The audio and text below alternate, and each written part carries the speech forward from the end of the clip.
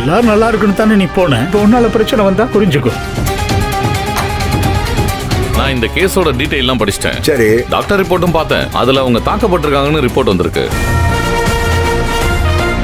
இல்ல டாக்டர், நாங்க யாருமே அவங்க கிட்ட போவே இல்ல டாக்டர். யாரோ அவங்க கிட்ட வந்து பேசி அவங்க மனநிலையில மாற்றத்தை ஏற்படுத்தியிருக்காங்க. எதிர்நீச்சல் தொடர்கிறது நாளை இரவு 9:30 மணிக்கு உங்கள் சன் டிவியில்.